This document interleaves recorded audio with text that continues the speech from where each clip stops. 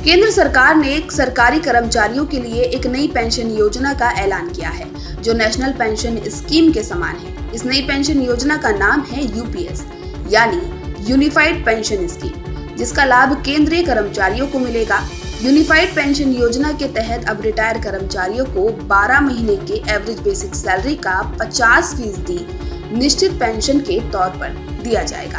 हालांकि ये पेंशन पाने के लिए कर्मचारियों को कम से कम 25 साल तक सर्विस देनी होगी। वहीं इस योजना में ये भी प्रावधान है कि अगर कर्मचारी की मौत हो जाती है तो परिवार को निश्चित पेंशन दी जाए, जो सरकारी कर्मचारी को मिलने वाली पेंशन का 60% होगा। साथ ही इसमें मिनिमम इंश्योरेंस पेंशन भी दी गई है, जिसका मतलब है कि अगर कर्मचारी सिर्फ 10 साल के लिए काम करता है तो उन्हें कम से कम 10,000 रुपए की पेंशन दी जाए। इस योजना का लाभ 23 लाख केंद्रीय कर्मचारियों को मिलेगा।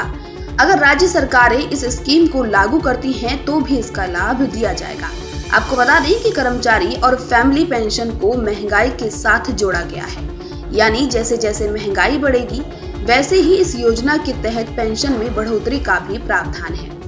यूपीएस और एनपीएस में से आपको कोई एक को चुनना होगा। अगर आपने यूपीएस का विकल्प एक बार चुन लिया तो कभी भी एनपीएस नहीं चुन पाएंगे।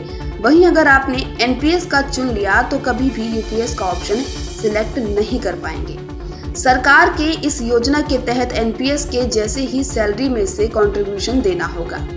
सरकारी कर्मचारी को यूपीएस के तहत 10% का योगदान देना होगा, जो एनपीएस के तहत भी दिया जाता है। हालांकि सरकार ने यूपीएस में अपना कंट्रीब्यूशन 14% से बढ़ाकर 18.5% कर दिया है।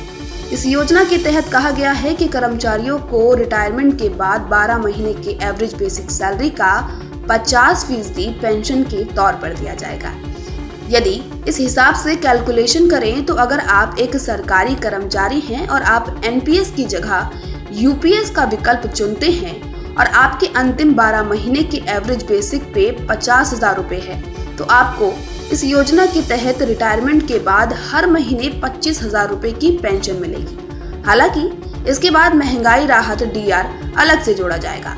बता दें, इस पेंशन की जानकारी बीते दिन शनिवार को केंद्रीय मंत्री अश्विनी वैष्णव ने दी। साथ ही उन्होंने कहा कि उन सभी लोगों पर ये पेंशन लागू होती है जो 2004 के बाद से एनपीएस के तहत पहले ही सेवानिवृत्त हो चुके हैं। हालांकि इस योजना को 1 अप्रैल 2025 यानी वित्त वर्ष 2026 से शुरू किया जाएगा। आपको हमारा ये वीडियो कैसा लगा, हमें कमेंट कर जरूर बताएं। देश दुनिया और एमपी छत्तीसगढ़ की हर छोटी बड़ी खबर के लिए न्यूज स्टेट चैनल को सब्सक्राइब करना ना भूलें। न्यूज नेशन अब व्हाट्सएप पर खबरों की ताजा अपडेट के लिए न्यूज नेशन के इस क्यूआर कोड को स्कैन करें।